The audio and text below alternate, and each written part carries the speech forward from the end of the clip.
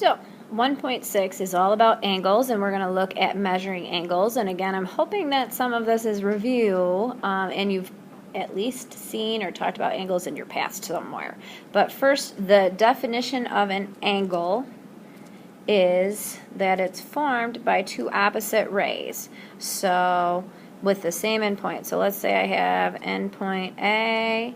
I have a ray going here, or excuse me, when I said opposite, I just mean two rays. They're not going to necessarily be opposite. So there you go, that's an angle. Two rays with the same endpoint A. And we have different types of angles, and the first type of angle we have is the acute angle, which I think of this as what's part of acute. Well, cute, and I just got a puppy this summer, and she is very cute. And one reason she's cute is because she's little.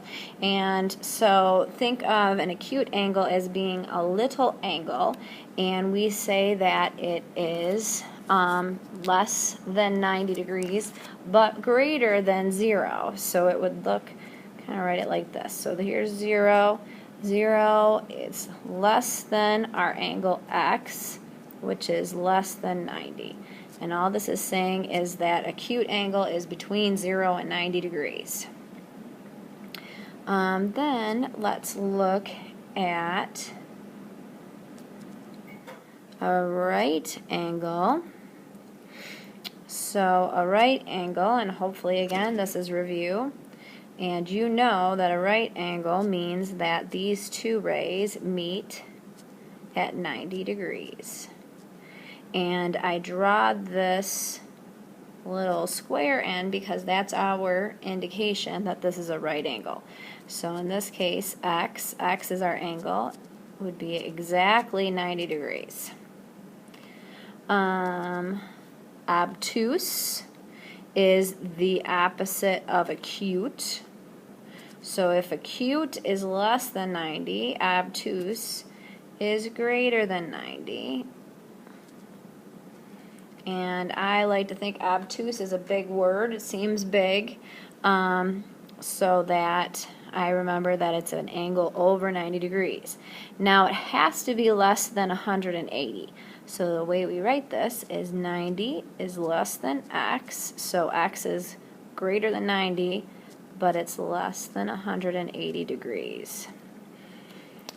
And then our last angle is a straight angle.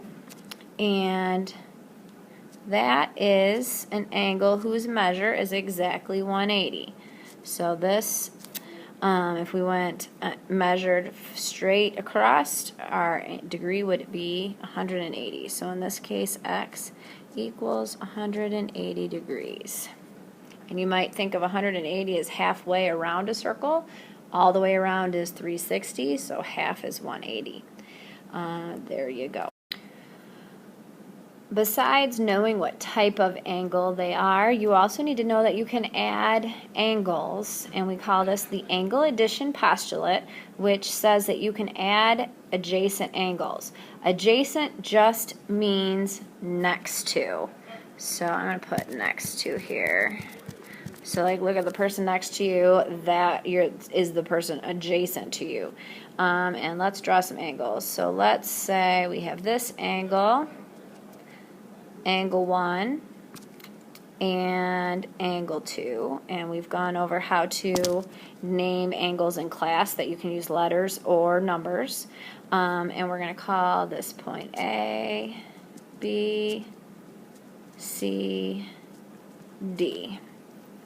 Alright, so I know the measure of angle 1, let's just make up a number, looks like 30 degrees to me. And you've already practiced measuring these angles. Let's say the measure of angle 2 is 25 degrees. And I want you to find the measure of the whole angle.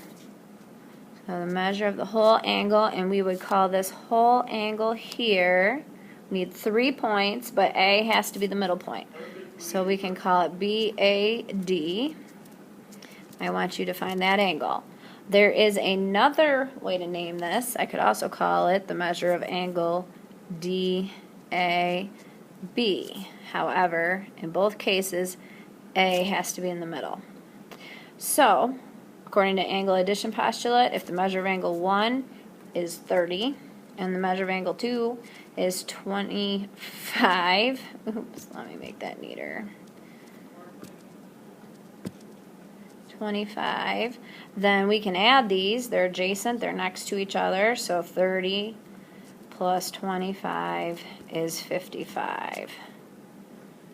And that is the angle addition postulate.